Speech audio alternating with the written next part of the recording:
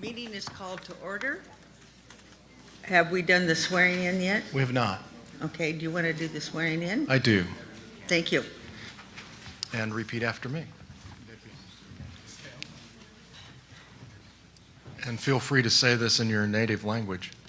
I do hereby affirm that I will tell the truth and nothing but the truth to this committee today. Thank you so much. Gracias.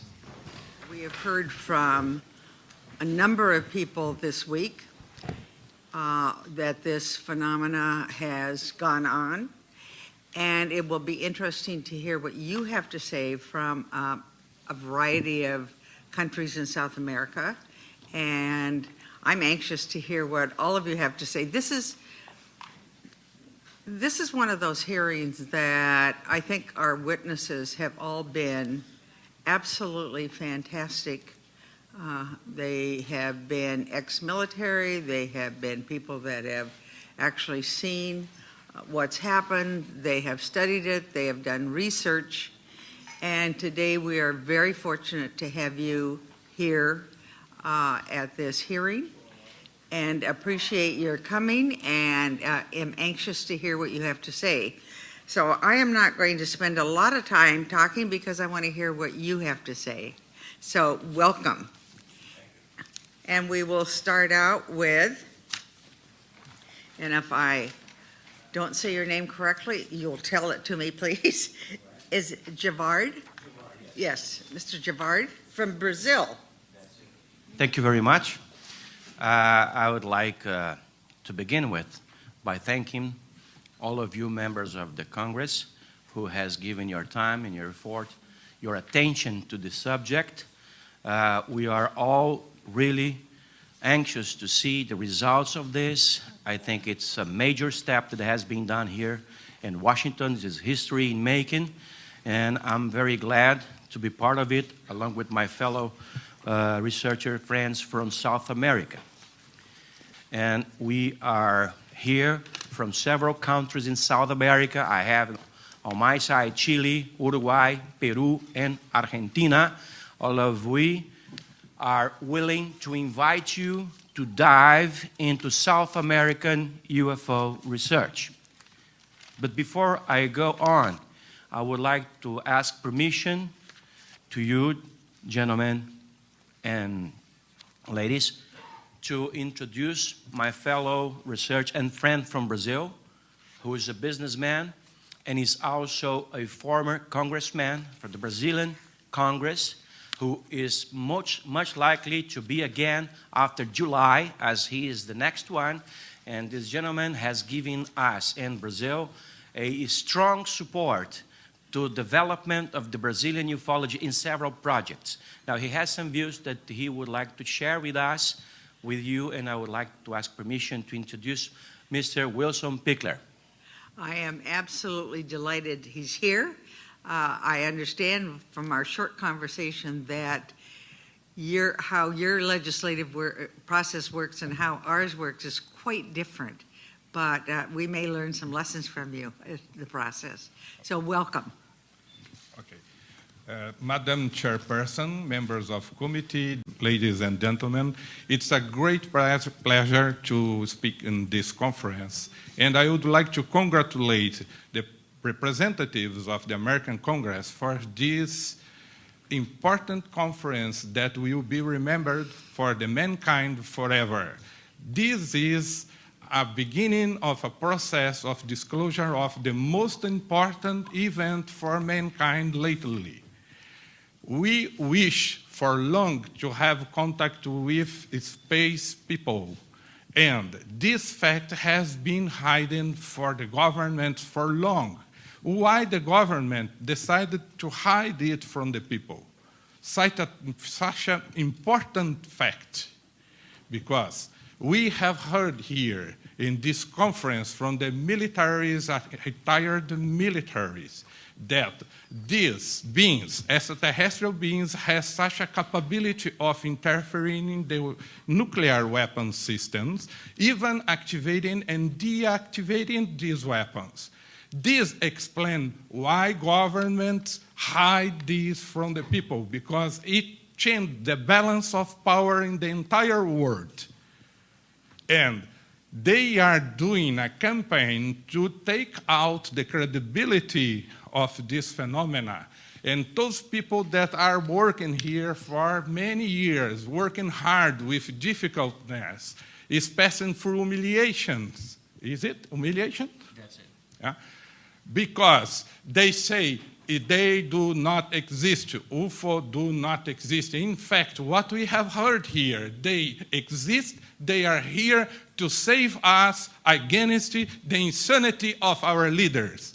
Because the powerful of these nuclear weapons can destroy the whole planet.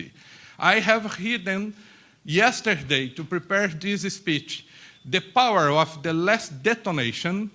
It was by Russians. It is 3,333 times the power of Hiroshima bomb.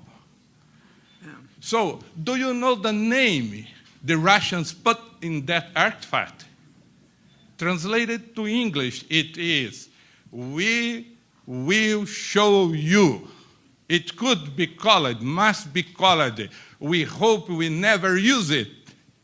So, just looking at the name of this artifact, like Hiroshima bomb, little boy, the other one, fat man, we can see what is the mentality of those people that are behind these weapons. And we declare, by the ufologist community and also those ones that do not do research but has in their heart, in their mind, a great wish to establish a friendship relationship with extraterrestrials. So what is happening here is really quite important for mankind. Congratulate for everybody that is organizing, taking part of this conference. Congratulations for the representatives of the American Congress. We are working towards the interest of the people of the earth and not the interest of a few persons in the world that decide things for us, as it was already have been told here in this conference.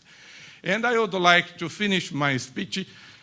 Thanks for the great architect of the universe to send these motherships to save us against our insanity. Thanks very much. Thank you. Thank you. Excuse me. And Thank again, you. thank all of you for traveling a great distance to be here. I thought I traveled a long way just because I came across the United States, but thank you. We're going to start out with Mr. Javard. Thank you, Madam.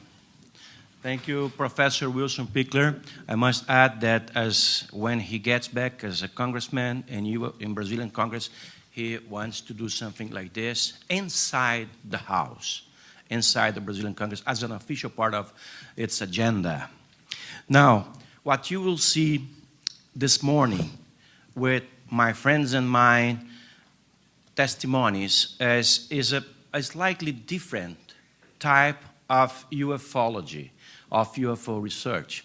You will see that our continent, the South America, is by far the continent that has most numbered agencies to officially investigate the UFO phenomena. Has now or have had in the past several entities, bodies inside the armed forces of several countries to investigate the UFO phenomena. Right now, as we speak, there is a very active organization investigating UFOs in Uruguay that has been on for 20-some years, and in Chile that has been on since 1997 and on. Brazil has had many. Ecuador has had. Peru has had. Argentina already has. So in South America, there is a different view towards this phenomena.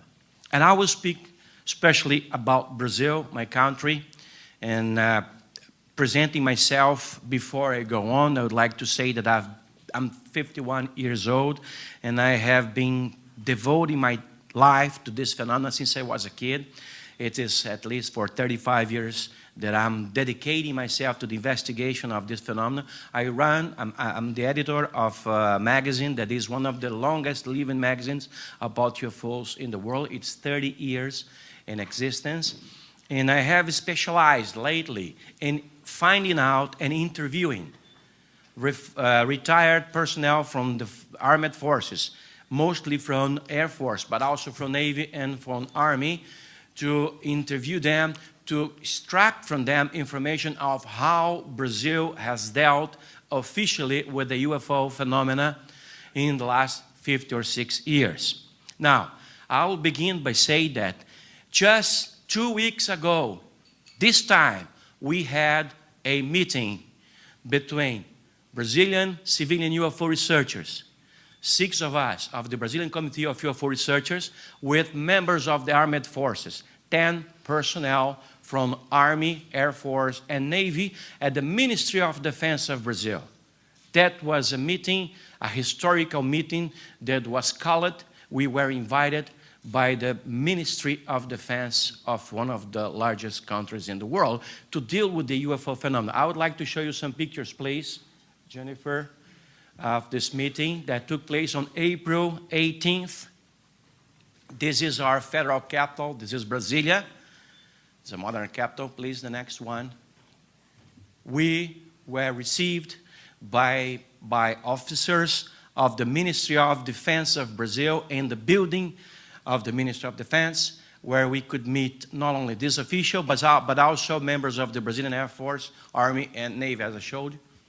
Again, you now get another picture, please. There you can see this meeting that was being conducted by the Secretary of the Minister, Ambassador Celso Amorim. Next, please. This is the Brazilian Committee of UFO Researchers members, my fellow research colleagues in Brazil. Next, please. Next, please. Thank you. Okay. Now, it was given to us at this time a promise that we, the civilian UFO researchers, will have a clear, unobstructed channel of communication with our armed forces through the Ministry of Defense, because they are subordinated to the Ministry of Defense. And it was also granted to us the promise that more papers and documents will be disclosed in the near future. And we're talking about June, maybe July, that some 100 new pages of UFO documents will be released. Now, for those of you who don't have the details of it, let me tell you that Brazil has been involved officially in the investigation of the UFO phenomena for decades. Actually, it was one of the first countries in the world to officially admit that we are being visited by extraterrestrial powers, extraterrestrial civilization. It took place in 1954 in Rio de Janeiro, when it was assembled, one gathering among military, top-ranking military from the Brazilian Air Force and members of the press and the society. And it was declared that the UFO phenomenon is very serious, worth of scrutiny, and has to be fully investigated. That was in 1954. And from that moment on, Brazil has been involved in several projects, have held several projects, mainly from the Brazilian Air Force, to investigate it. We had in 1969 a body that was created inside the Brazilian Air Force to investigate the subject, and it was called System of Investigation of Aerial Phenomena, Area Unidentified Phenomena, COANI. It was spread all over the country using all the installations of the Brazilian Air Force, and it conducted dozens of investigations all over, including of sightings of UFOs, chasing of aircrafts, landing of UFOs, including with extraterrestrial entities, extraterrestrial biological entities outside the crafts. It was all documented in an official way by the Brazilian Air Force from 1969 to 1972. Now, a decade later, or 2 decades later, a decade later, in 1977, we have had another very important program to investigate this phenomena in the Amazon. and in a particular area in the Amazon where the UFO phenomenon was being observed by the inhabitants, especially of an island called Colares. The situation was so intense, the UFOs was being observed all over that island and in a large portions of the Amazon region, that the Brazilian Air Force put together a committee of members to investigate the phenomenon officially, and it was called Operation Saucer. Operation Saucer lasted from September 1977 to December 1977.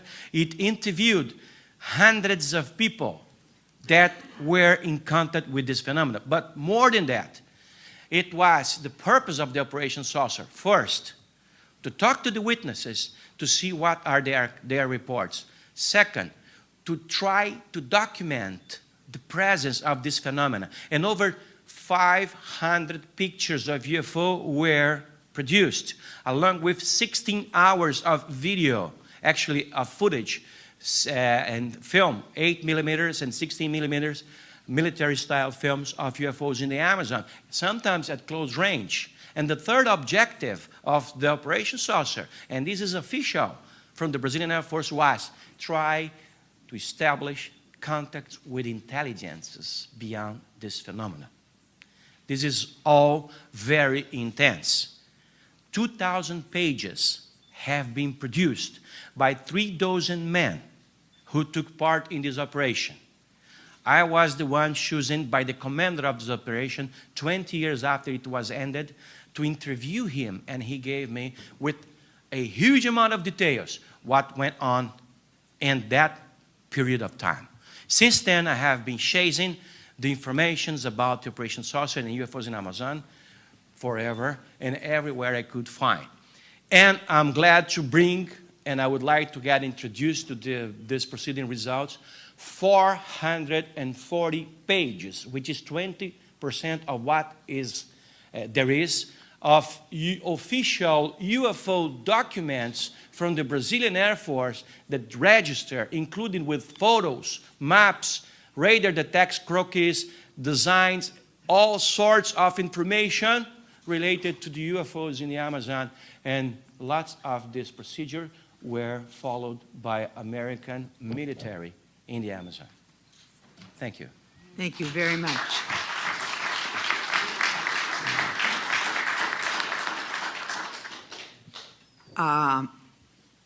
I think we're going to just go down the line and have everyone testify and then come back for questions, if that's all right.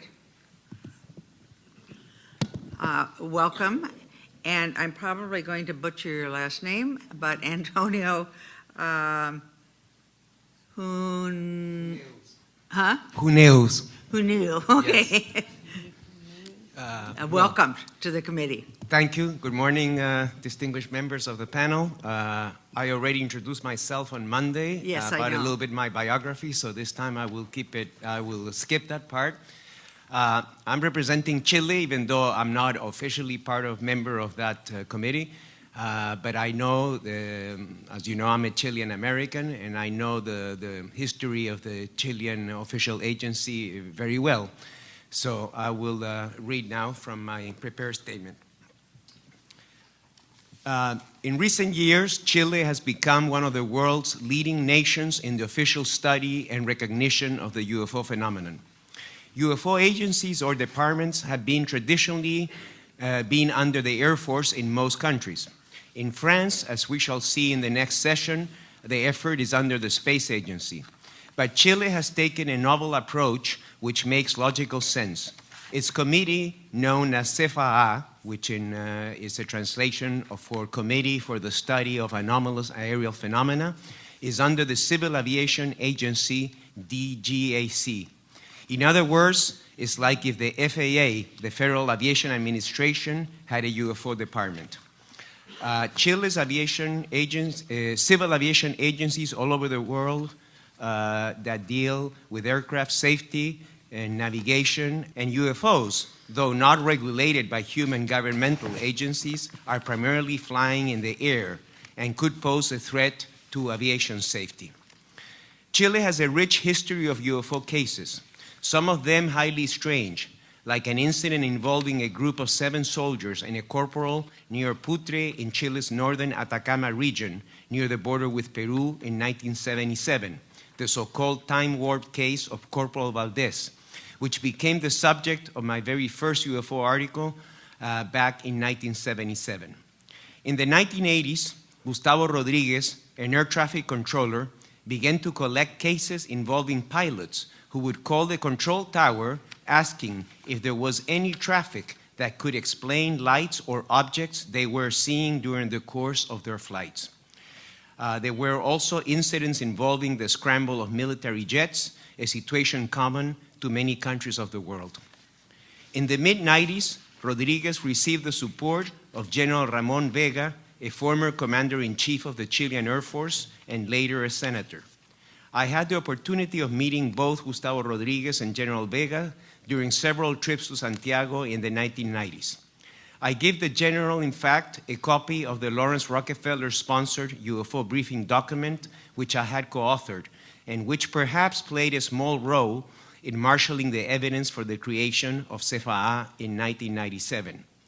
During its first months, however, CFA seemed rudderless until Air Force General retired Ricardo Bermudez was named director.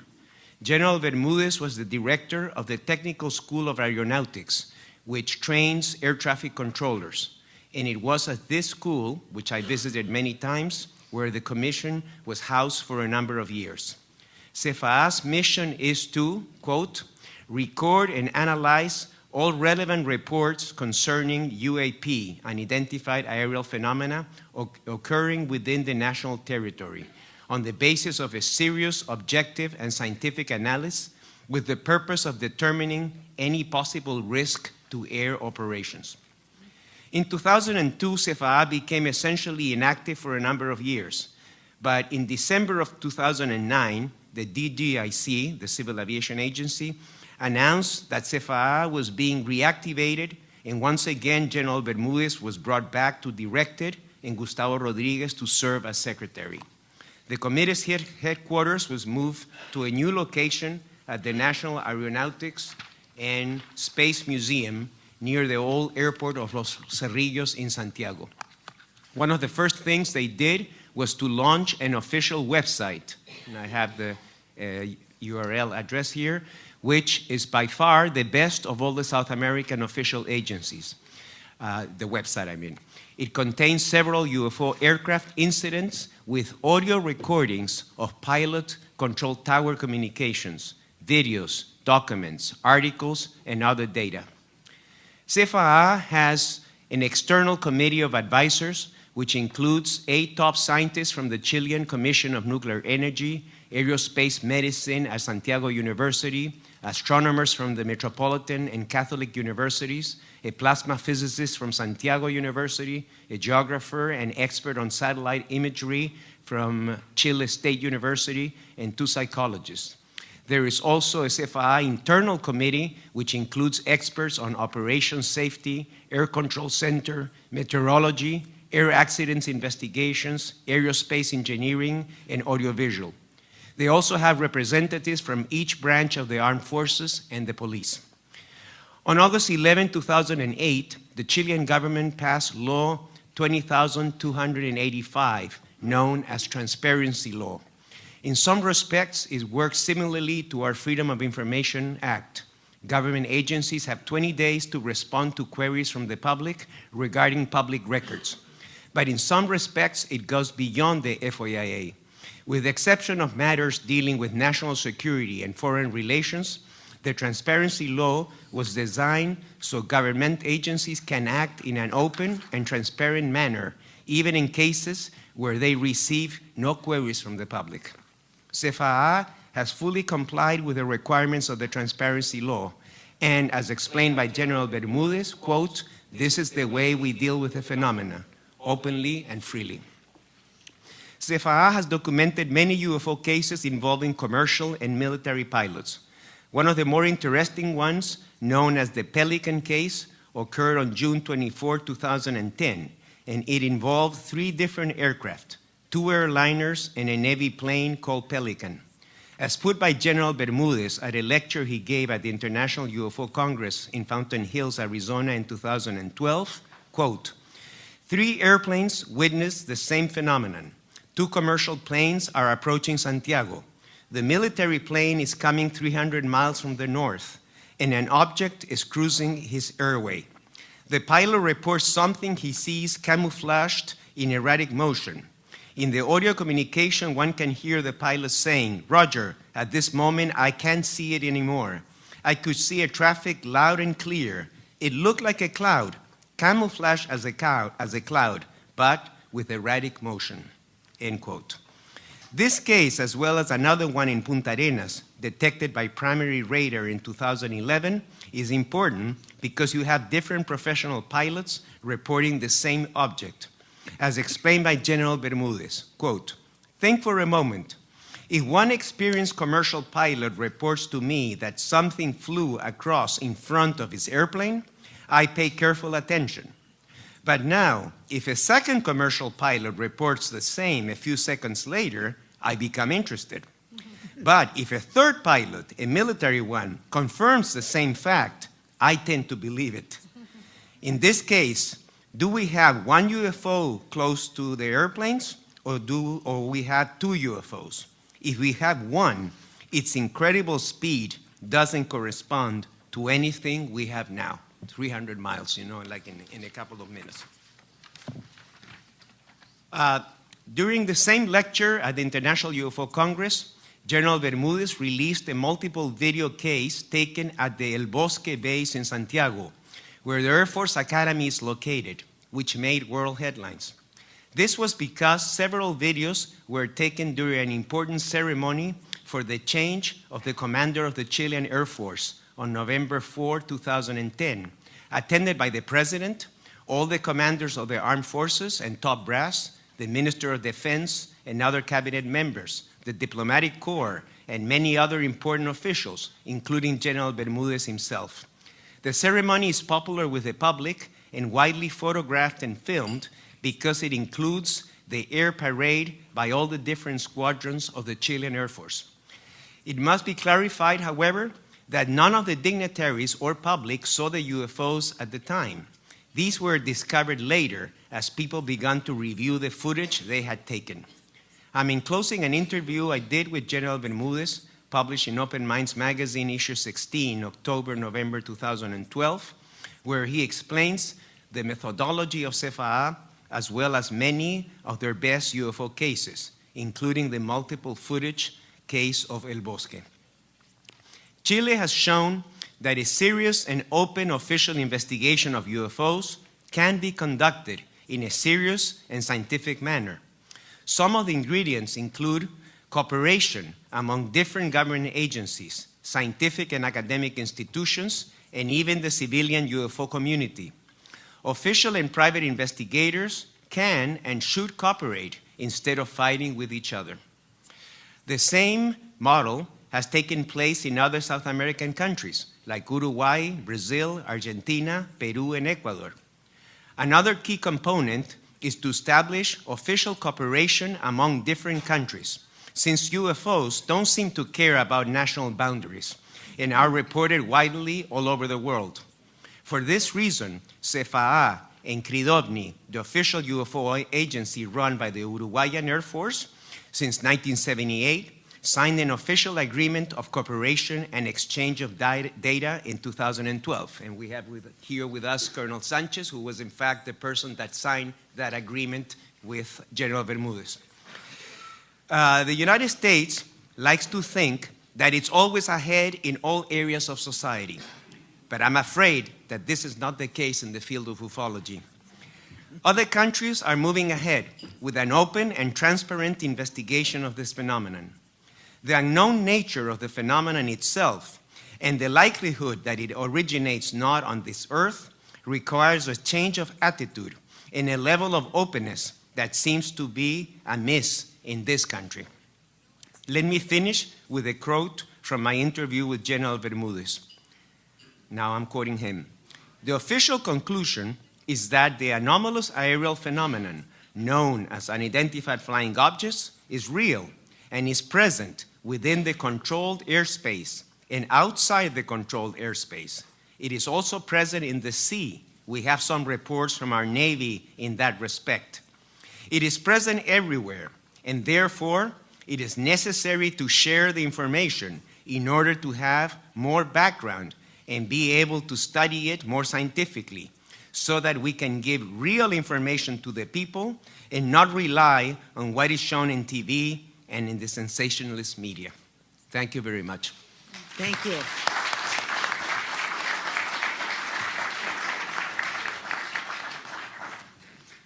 Colonel Ariel Sanchez, and I think we might need our microphones on.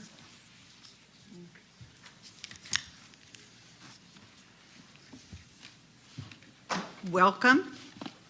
Thank you. Go ahead. Okay.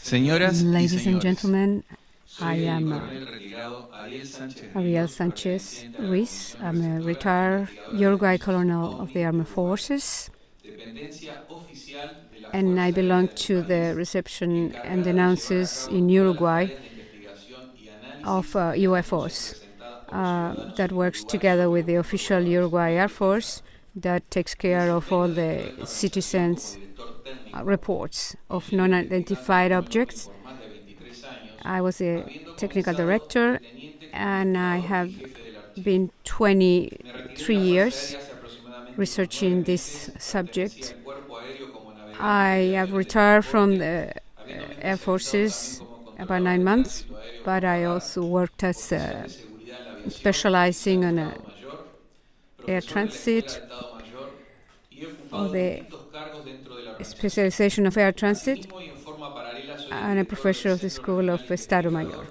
Fenómenos Aeroespaciales y Terrestres, I'm also a organización director civil of the gubernamental dedicada Center también a investigar el for fenómeno ovni Exploration of y non-civil Uruguay, a través de estos grupos research of the UFO ovni locally. 1.300 Uruguay, in these groups of investigation, has about 1,300 of cases that have been investigated for a long 30 years, with 3% of these cases that have non-conventional characteristics. Uruguay is a small country with only 3,250,000 inhabitants in a land of 176,215 square feet. This principal industry of Uruguay is cattle and raising and agriculture. In 1979 was created an Office for the Citizens Reporting of Unidentified Objects, most reiterated based on the 1970s, but the first registers started up in 1942. The Air Force is in charge of the safety of the country's air and the safety of the populace, and also the passengers and airplanes. It takes care of all the denounces from all the media reports about what people has been notifying of UFOs. Never in these 33 years of activity, the Uruguay Commando of the Air Force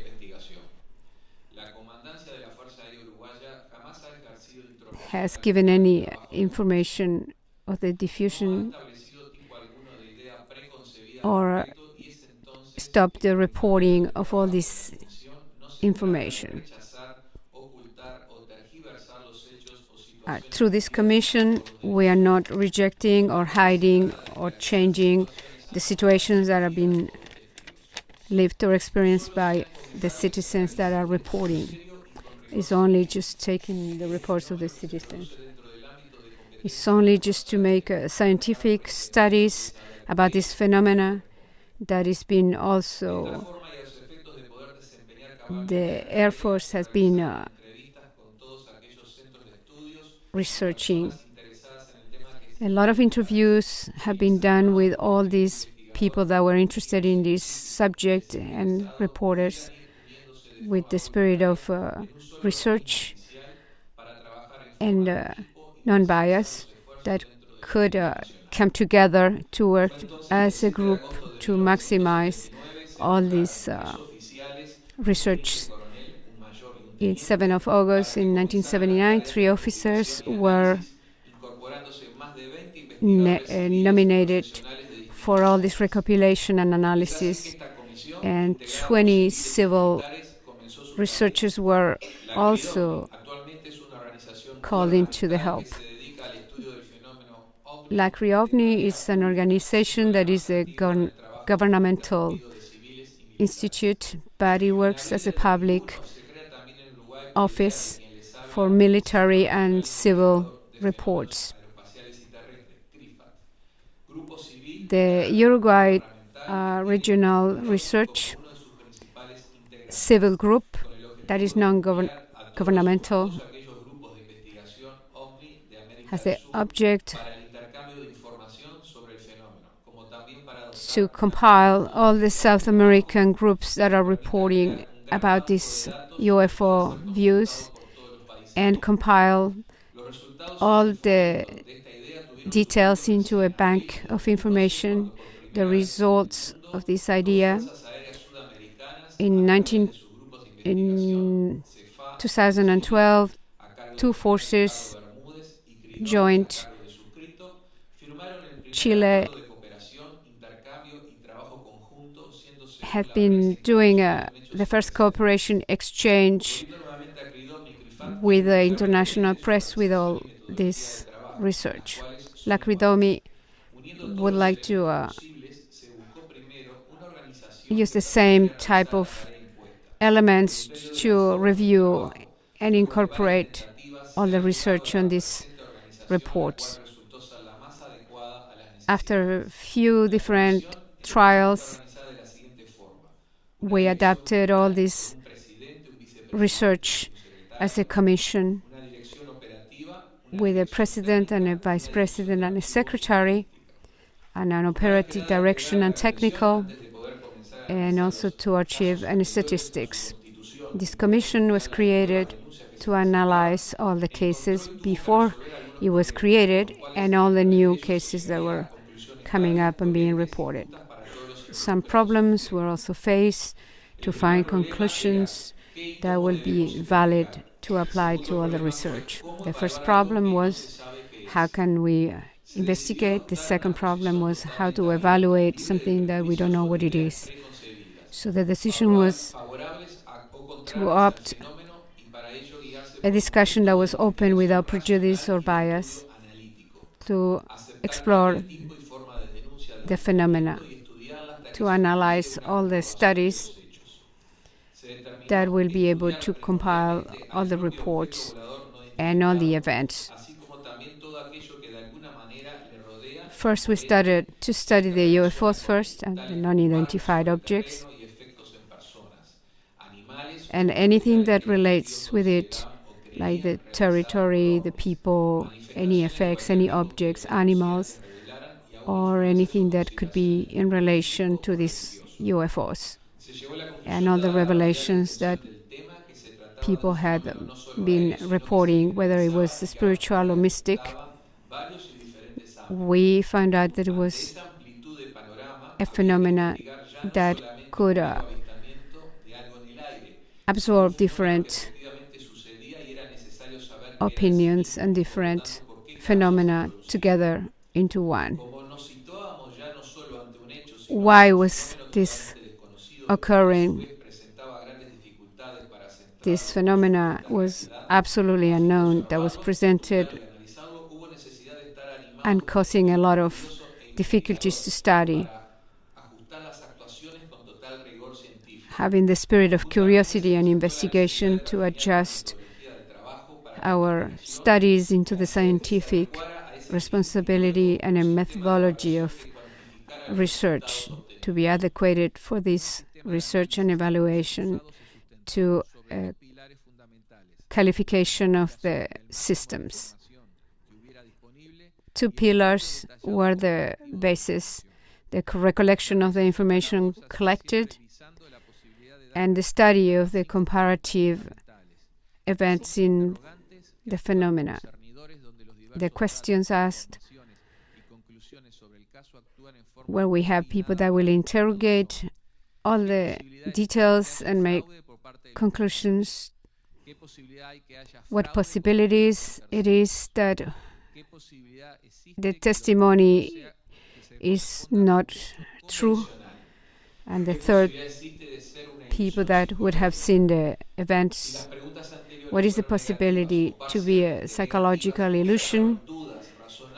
The questions were negative or partial, or there was any doubt that was reasonable to corroborate with the scientific research.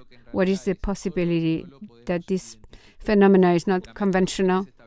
We don't know what it is, but we can also identify the methodology, had a possibility of percentage that we don't know what it is and cannot identify. We cannot tell what it is, and we cannot identify with anything known or conventional. Finally, to evaluate all this information, we have a system that will give us the opportunity to corroborate the veracity and filter all the details that we can submit to work together with international groups to work together. And our model of organization, I would like to offer our methodology of working to create an office to study this subject, and we can submit on the United Nations so we can, together with the rest of the world, lift the veil and find out the exact details of what this phenomena is. Thanks. Thank you.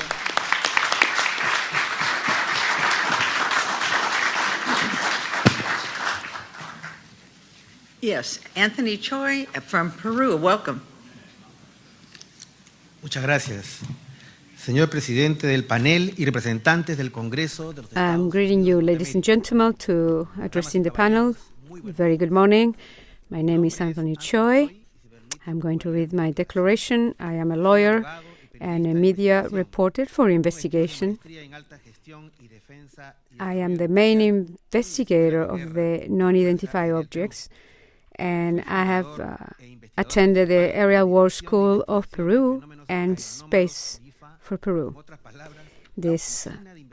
I am the main investigator for the official UFO research of Peru, founded on 1st November 1971. I have been investigating for 13 years this phenomena in Peru, and I have also a radio program in Peru, which is one of the most important in Pan America.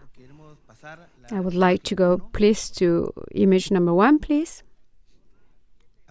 Around 7 p.m. on 13th of October 2001, in the skies of this city, there is a city where there is a strange light.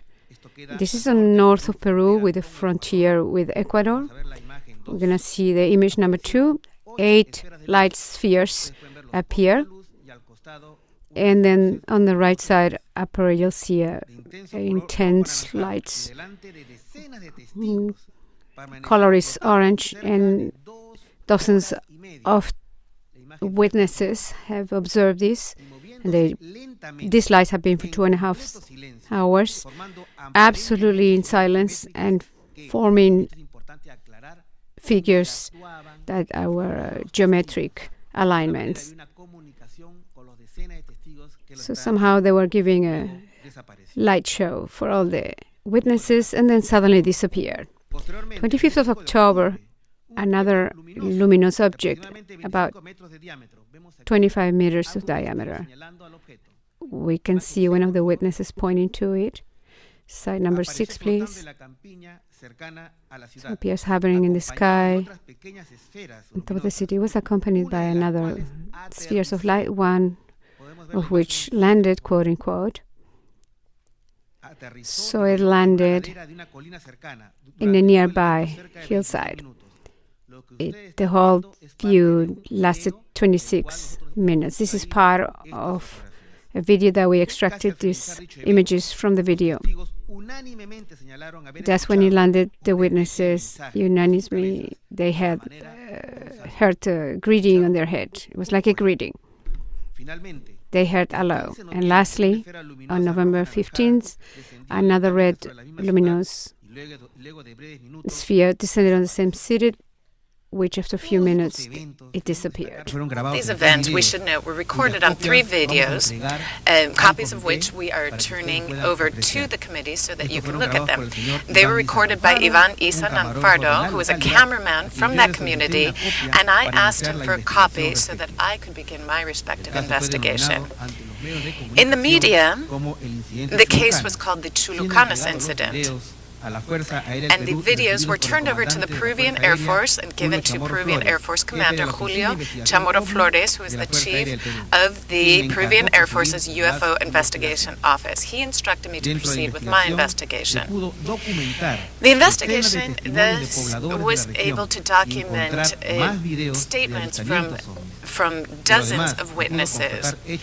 However, they were also able to confirm very significant events, that most of which were unfamiliar to people around the world. And this is something that many investigators need to know. South America, perhaps right now, is the area where there are the largest number of sightings. It is surprising how the world, even the United States of America, are unaware of this situation. I think much of this has to do with the role of the media. And just as a matter of example, and I'm going to point out a few of these cases. In 1959, during a military training flight of a squadron of 4 P-47 planes near the city of Chulucanas, Peruvian Air Force Captain Ernesto Arancibia Linares had an encounter with a UFO that shut down his plane's engine, kept it hovering in the air for an hour, and during which time Captain Arancibia states that he had an encounter and communication with the alleged crew members who, based on his testimony, official testimony, seemed to be humans with Nordic features. Captain Arancibia reported this to his command, but his command never made this public. Okay, can we see slides 9 and 10? This is retired Captain Arancibia right now, and this is an illustration that he drew, his description of this UFO that he saw hovering in the air for an hour. And now we'll see our slide number 11. In 2002, during a nighttime military training flight in the area close to Morocón, very close to Chulucanas, Peruvian Air Force Captain Germán Schrock Castillo and another pilot, after receiving a report from a commercial flight and flying at an altitude of 12,000 feet, detected an unexplainable perfect circle outlined by fire of an immense diameter of between 15 and 18 kilometers. No explanation for that phenomenon could be found, nor was this ever revealed to the public. In 2004, and now we'll see image number 12, a team from the Univision television network in Denver, Colorado, traveled to the area to work on a news report on UFOs. And on August 6th of that year, at approximately 1:33 a.m., this team was able to record a video of a strange object flying over Cerro Pilán, causando extraños disturbios en el funcionamiento del equipo de filmación. La imagen 14, por favor. El 19 de noviembre del 2002 se realizó una reunión en el cuartel general de la Fuerza Aérea del Perú, entre miembros del alto mando y miembros de las direcciones de inteligencia y de información, jefaturados por el subjefe de Estado Mayor, Mayor General de la Fuerza Aérea, César Cortés Mancilla. En esta foto podemos ver al equipo de investigación de la oficina OVNI de la Fuerza Aérea en esa época. La siguiente imagen 15, por favor. The Colonel José Ratti, from FAP Airspace Director of Peru, representing the Peru Air Force, the first official UFO case that was recognized to all media of communications. The initiative, we must recognize the courage, action of Peru Air Force to dedicate time to open up this information, being the third in Latin America group to report these incidents. the city of Chulucan. The archives of this report have been inexplicably stolen and are missing from FAP, the official UFO reporting agency in Peru. In regards to this UFO case, tuvo la importante y valiente iniciativa de abrir una oficina de investigación del fenómeno ovni en el Perú, la tercera en Latinoamérica, como respuesta a la creciente presencia ovni sobre el espacio aéreo peruano. Lamentablemente, la única investigación conocida de dicha oficina es el incidente Chulucanas, que ante la presión de los medios de comunicación se convirtió en la primera investigación oficial sobre un caso ovni en ser divulgado. Luego de dicha investigación, trascendió que la DIFA sufrió los robos inexplicables de sus archivos. Si bien está considerada en el organigrama de la institución, the archives have been missing. inactiva y silenciosa. We're going to see image number 18, Imagen 18, por favor. the testimony of the people seeing all these events in Peru. It's mostly on the Peruvian territory. A very, very, very long history of my country, Peru. In Cusco, this is a photograph that's been taken. This is a very significant event. Peru is one of the 6 places that for 6,000 years that we have human inhabitation. The Mayas' ancestry. But exists also evidence that there is pilots that have encounters in space, that they have shown a completely unknown performance in the airspace. But they have been turned down for informing anything in regards to this event. 1980s, my colleagues and I, we commenced studying these events. My presence here is to confront that United States and other regions of the world are not willing to acknowledge this phenomenon. But this requires a global response in regards to the research of this phenomena. These events and these UFOs that are originating out of the earthly space, and the performance of these non-identified objects and phenomena, and the citizens that are reporting, witnessing. We are in front of one of the most important mysteries of the contemporary time. This is a simple and powerful event. The interaction with other civilizations of the world and learning about our visitors. They are influencing our society in present times.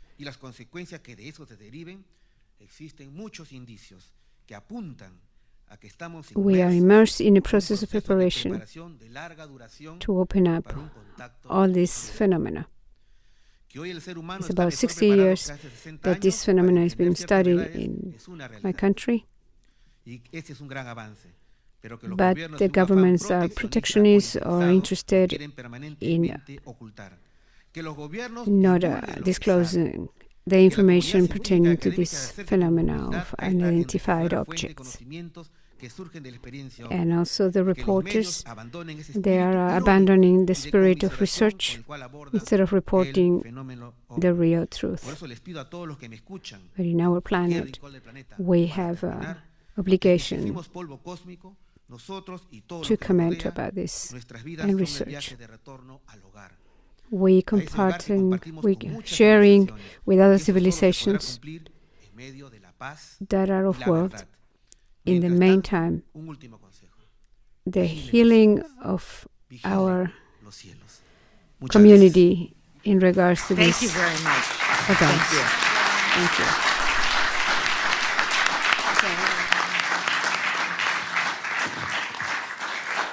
And next we have Colonel Oscar Santamaria. Welcome. Good morning. A cordial greeting and thanking the Commission, and my thanks for inviting me to present this information. I'm Mr. Huertas. I have been a combat pilot of Peru's Air Force, and I would like to present a document to the U.S. Department of Defense.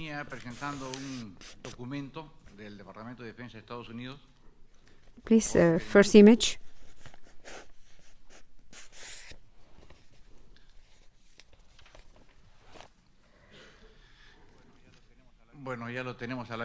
You can see that here. This document was 1982 document that was produced by the U.S. Department of Defense. They're informing in the near of the La Jolla at south of Peru base. There was in several opportunities a UFO reported, first in the morning time, the second time in the times of the evening of the next day. The UFO that appeared in the morning, an airplane, SU code 22, tried to intercept it and destroy without being lucky in the objective. It was ineffective to try to destroy this UFO. Second page is more details about this event, given the name of the base and all the details pertaining. The pilot that was driving, I was the pilot that was piloting this airplane, and I will be very happy to narrate and explain the events that occurred.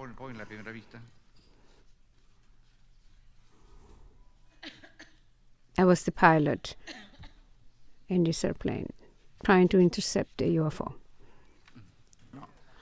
In the area base of La Jolla, in the department of Arequipa in the south of Peru, 11 April 1980, in the morning, 1,800 people, civil and military, that they were part of the base, could observe at the end of the landing strip an object that looked like an aerostatic globe suspended in the air about 5 kilometers of distance and 1,500 of altitude. The system of radars did not detect this globe approaching, and this object did not respond to the tower of control messages. This was a strange location that was not allowed for except for military. So we thought it was an espionage for this military base, and it could be considered a danger for the security of the country. So the squad was ordered that one of the pilots did have to go up in the air and follow the object and destroy the object. The air command gave me the order to take off and to shoot this object before it approaches too fast to the base. So I fast approach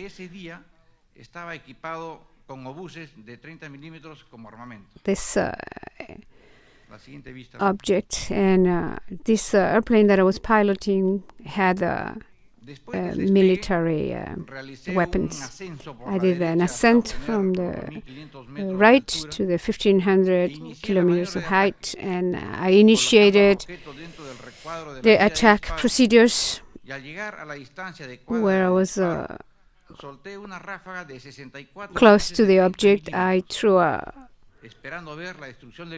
away a charge of missiles, but this globe never got any damages and started ascending and living in a very, very fast pace. The next, please. During the persecution of this globe, I had 900 kilometers per hour speed, but I couldn't reach him. When I arrived to 84 kilometers of distance from the base, this globe stopped very quickly. I had to make a very quick maneuver to avoid confrontation. When I wasn't getting close to shooting again, the distance, the object did a very fast movement and went underneath my airplane without allowing me to shoot.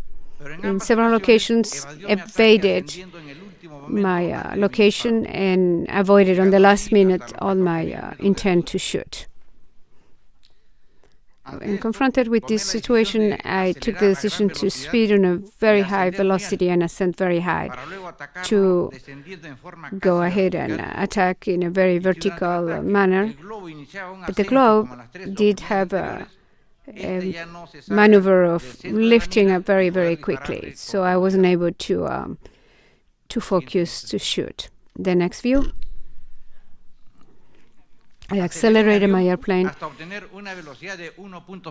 get to 1.6 Mach, approximately 1,850 kilometers per hour, and I began to ascend. I surpassed the position of the balloon, and I hoped to be able to be high enough to get into my attack maneuver. But I was surprised when the balloon, again, quickly ascended and was able to get alongside my plane. And therefore, I was unable to attack it.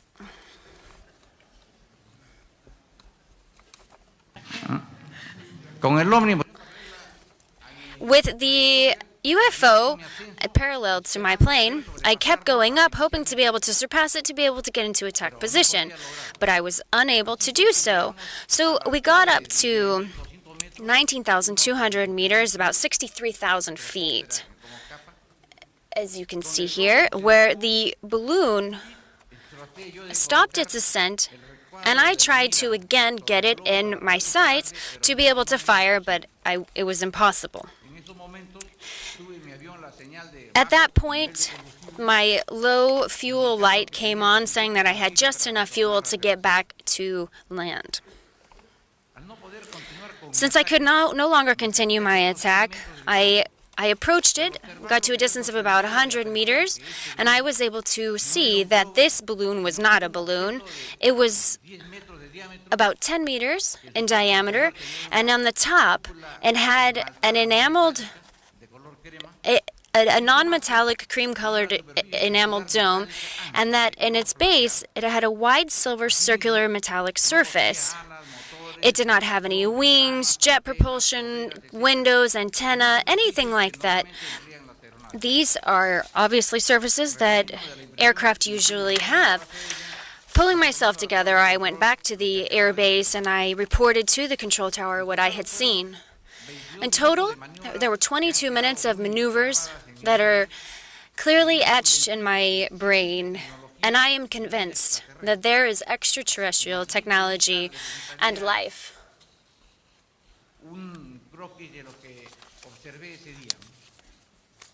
I will never forget what I saw that day.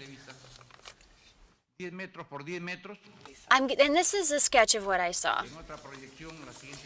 If you could go on to the next slide. It more or less looked like this. And the two next slides, we can see, oh, this is a photo of me with my plane. This is from 1980. Next, please. This is a Sukhoi 22. Thank you very much. That's the end of my remarks. That must have been some ride. Wow. And then we have Alejandro Alejandro Chionetti. Chinotti. Chionetti. Alejandro Chionetti, sí, Okay. representando a Argentina. Welcome. Se puede pronunciar Chionetti también, como quiera. Well, it is a great honor to be here with you, members of Congress. I do not represent any official Argentinian group. I'm here, I am a news producer for the third largest Spanish channel here in the United States and have been here for many years, but despite that, I have not stopped investigating my dear country of Argentina, and I thank you for this great invitation. I'm happy to be here on behalf of Argentina and other countries.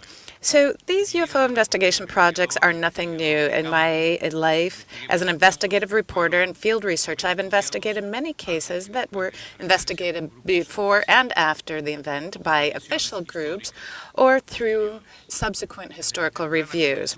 From my very early childhood, I was a part of a civil investigation group that sought cooperation with official entities, and we, these special and noble species called UFOologists, in the 1980s, my group, the UFO Investigations Commission, or CU as it's known, which is directed by Dr. Joseph Allen Hynek, who is a recognized astronomer and advisor to the Blue Book Project.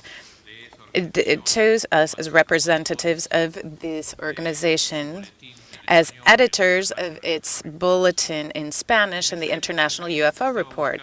At that time, Hynek was seeking international exchange, and the timing was perfect.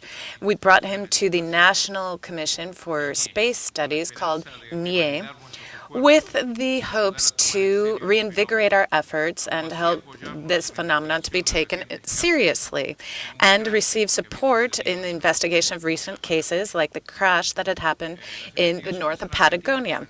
Investigations in Argentina began with Navy projects, and then later they went to the National Gendarmerie as well as the Air Force. Official projects began to gain support in the 1960s. There was the famous case of Captain Niotti that I was able to investigate and research years later in Yacanto, a province of Cordoba. There was a sighting of a conical-shaped object on a foggy morning, and it was photographed clearly, and it was analyzed by the National Aeronautics Service. They concluded that there was a dark part on the underside of the object was showing absorption of light or radiation. This was one of the first speculations about the possible energy aspect to UFOs. I'm not sure if we actually have a copy of this image in my PowerPoint. If it is there, we can project it. If not, we'll continue. My first contact with classified archives came through my friendship with journalist Eduardo Ascuy, who was one of the first advisors to the Navy on the naval project. In the 1960s, the Navy was on alert for the apparition of submerged objects that were not detected by sonar, and they moved at high speeds. Sometimes they would fly, and they were in the form of like a cigar. We called these unidentified submerged objects, or USOs. These cases were pursued with the support of American ships, and they helped in the research. Unfortunately, there are no declassified documents on these cases. The first official group of the Navy was called COPEFO, which was the Permanent Commission for the Study of UFOs, and it was led by now late Captain Omar Pagani. Years later, in the Argentinian and Chilean bases on Antarctica, there were multiple sightings. It was a multicolored disk that led to magnetic disturbances in the detector's radar on both bases. In 1965, personnel from the Deception Island, also in Antarctica, were able to take a single photo. This was with underwater volcanoes. In terms of the chronology of acknowledgement of official cases, I made a list of declassified cases. The 70s were a particularly busy time, but this began in the 60s. In 1962, a fighter plane squadron from the Spora base, which is outside the Buenos Aires province, detected UFOs on the landing strip, and they made an attempt to intercept them. In 1965, the same thing happened in that same area. And this is an area that is very dry and hot, and there was a great concentration of sightings in the 60s. In 1978, there was a very interesting case in El Dique de la Florida where a UFO landed, and there was a humanoid who exited. There were a number of witnesses to this. And the next year, I met with some of the witnesses, and the police of the province provided an official communique where they talked about the prints that were found on the ground from that being. And that year, the provincial police published a document where they showed a giant UFO that actually had an impact on the train rails. In 1982, in Catamarca, which is a province, in a town that's curiously called London, and that happens a lot on the Falkland Islands, but the police saw an object that had showed a deflagration that produced great destruction. The chief of police issued an official report, and I was the only investigator at that time, but I arrived after the event. In 1986, in Córdoba, in Cerro El Pajarillo, which is one of the communities in El Uritorco, Cruz de Eje, there was a print that seemed to be the crash of a UFO. The regional authorities accepted this case as one that was strange and one that needed to be investigated. And between 87 and 89, a commission was created under the armed forces, and it was led by a great friend of mine, Julio Gosena Aguago, and it was very important. In the province of Entre Rios, there was a phenomenon of UFOs that would actually have an impact on the ground, and I had the opportunity of taking video and investigate this over several years. In 2009, Argentinian investigation groups were united under a single association called Sephora, which is the Commission for the Study of UFO Phenomena in the Argentinian Republic. It included scientists, investigators, and members of the military, and they sought to access in a methodological and systematic way the secret archives related to UFOs. One of the first groups that was being pushed by this commission was the support and acceptance by the Argentinian Air Force, which decided to create 3 years ago CEFA, which is the Commission on Aerospace Phenomena Study. This was under the leadership of Captain Mariano Mojapt and a few civilians. They have investigation brigades like Carlos Ferguson, Carlos Urchuk, and Andrea Simondini. The second phase, which continues today, is under the guise of Commodore Guillermo Aloy. The first official investigation took place in September of 2011 when a glowing ball fell from the sky and led to a lethal and tremendous explosion in Monte Grande, which is in the province of Buenos Aires. This case remains unsolved.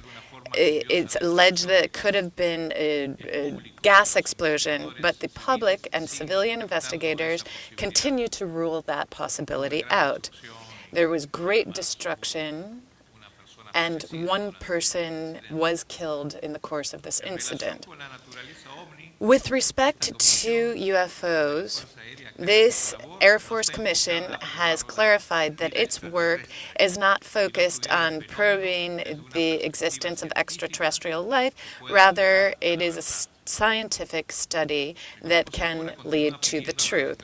Sephora has continued to ask for the declassification of documentation on this case and the previous cases. There's a case in Bariloche, Polanco. This was a case of the Argentinian airline where the pilot saw a UFO that attempted to land in the Bariloche airport. The object, it went in front of the plane and took an escape route. The crew was very frightened, and all radio signals and communication with the airport were cut off. At the same time, there was a general blackout in the city, and a gendarmerie plane saw the danger of the situation at the same time. So Sephora was able to get transcripts of the communications between the aircraft and the tower. However, it has not been able to obtain the documentation prepared by the gendarmerie.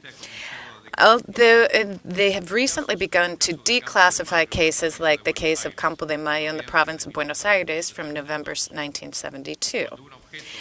At this time, an object in the shape of a half moon, which had a light of a smaller size underneath, began to make emergency maneuvers. So Sephora is currently in talks with different ministries for UFO declassification. One is the Ministry of Defense, under which the Air Force and the Navy fall. The other is the Ministry of Security, which includes the National Gendarmerie and the Prefecture. Sephora has brought together more than 1,000 citizen signatures for the presentation of a bill before the House of Representatives in the nation and the executive branch and the Ministry of Defense for the declassification of these documents. Obviously, this is being supported by other civilian groups. There are many, particularly young people who are following these investigations. Young people with a lot of energy and who have united behind the declassification of this. So you can see Argentina is part of South America. We've had some very interesting cases that have been striking internationally. Many investigators, as I noted before, Jaime and some of the other international investigators, we believe that some of these cases, these rich cases that are very strange but are reliable, there have been reliable sightings, could bring new elements to the fore. I remember Dr. Hynek always told me that perhaps we'll never know about this phenomenon fully in our lifetimes, but it's worth the sacrifice and energy we are investing in our investigations. Our work, our task is to compile information so that scientists in the future may be able to shed some light on this phenomenon. And in conclusion, with regard to official investigations, over the last 40 years, military entities have studied UFOs with scientific care to separate misinterpretation, natural misinterpretations, and the difference between science and nature, things that cannot be explained. The position of these agencies has not changed much since the 1960s up till now. And I am a living witness to this. I have spent the past 36 years investigating these UFO phenomena, not just in Argentina, but in Latin America and the world as a whole. But we continue to believe that our elegant universe, it it warrants the benefit of the doubt that this phenomenon may or may not be extraterrestrial, but we still need more proof. Reading between the lines, we know that many of these official organizations, they don't say it or write it, but they believe that the phenomenon could, in fact, be extraterrestrial. The Argentinian armed forces and their scientific commissions have never openly declared that the phenomenon might be extraterrestrial, but rather they let people read between the lines. Thank you very much.